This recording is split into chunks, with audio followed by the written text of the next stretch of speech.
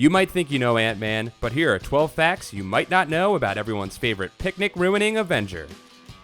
The original Ant-Man, scientist Hank Pym, made his first appearance in 1962 in a 7-page story called The Man in the Anthill, in Tales to Astonish number 27, written by Stan Lee and his brother Larry Lieber, with art by Jack Kirby. The story was originally meant to be a one-shot, but the story sold so well, Lee decided to bring him back as a recurring feature. Dr. Henry Pym was a scientist who invented 2 serums, one that would shrink him down to ant size, and one that would return him to normal. Though ridiculed by the scientific community at first, he tests the serums on himself and successfully reduces himself. Later, he would refine these serums into a vaguely defined substance called Pym particles, which allow a person to shrink and grow in size. Pym's first appearance was not as a superhero, as Tales to Astonish was originally a science fiction and horror anthology.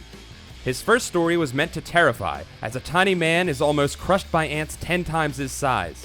It was not until his second appearance in Tales to Astonish number 35 that Pym put on a costume and officially adopted the identity of Ant-Man. Ant-Man's primary power is, of course, to shrink down to a tiny size and later to grow to gigantic height. Significantly, he retains his normal human strength even when ant-sized. He also develops a cybernetic helmet that enables him to control and communicate with ants. In his earliest adventures, Ant-Man would travel to the scene of a crime by shooting himself out of a tiny cannon and landing on a pile of ants, but later, he would more typically ride on a flying ant. Pym reveals his secret identity to socialite Janet Van Dyne after her father is killed by aliens. Promising to help her avenge her father's death, Pym gives Janet the power to shrink to bug size as well as fly and shoot string blasts from her hands as the winsome Wasp. The two would become crime-fighting partners and co-founders of the Avengers, and later get married and then divorced and then remarried and so on in a horrifying cycle of writers not knowing what to do with the characters. Ant-Man's rogue gallery was made up of some of Marvel's most famous and terrifying adversaries. Just kidding. He fought an evil scientist with an egg-shaped head named Egghead, a man with a top hat and a microphone called The Voice, who used his mutant power of persuasion to make people at a soapbox derby really mad at Ant-Man. And the Porcupine, a fat scientist in a suit covered with quill-like tubes that shoot out gas, stun pellets, ammonia, liquid fire, and detector mines. Hank Pym didn't stay Ant-Man for long. Shortly after joining the Avengers and feeling inadequate next to powerful members, Thor and Iron Man, Pym uses his size-changing serum to make himself bigger rather than smaller and adopts the identity of the 12-foot-tall giant man. This would start a trend of changing superhero identities for Pym, as he would later also be known as Goliath and Yellow Jacket, as well as fighting crime under his real name for a while. He was also briefly known as the Wasp during a time when Janet was believed dead, which is kind of uncomfortably Freudian if you think about it. The second person to use the name of Ant-Man was a thief named Scott Lang, who broke into Pym's laboratories to steal Pym's Ant-Man suit and Pym particles in order to rescue the only doctor who could save the life of his daughter Cassie. When Pym discovered Lang had used the Ant-Man powers for a noble reason, he agreed to let Lang keep them, as long as he used them to uphold the law. Lang would go on to become a member of the Avengers.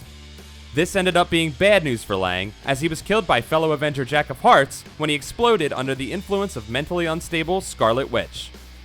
Lang's daughter Cassie took up the mantle of crime fighter from her father, using the size-changing powers she had gained from a lifetime of exposure to Pym particles as the superhero Stature, a member of the Young Avengers. The third Ant-Man was Eric O'Grady, created by artist Phil Hester and writer Robert Kirkman, perhaps best known for creating The Walking Dead. O'Grady was a low-level S.H.I.E.L.D. agent whose self-centered, immoral approach to life led him to be known as the Irredeemable Ant-Man. He gains his powers by stealing a prototype Ant-Man suit from Pym in order to impress women by pretending to be a superhero. Despite his tendency toward being a terrible person, O'Grady nevertheless manages to work his way up through the superhero ranks. First as a member of Damage Control, then the Initiative and the Thunderbolts, before finally joining the Secret Avengers. It's on a mission for the Secret Avengers that the irredeemable Ant-Man is finally redeemed, sacrificing his life to protect a child.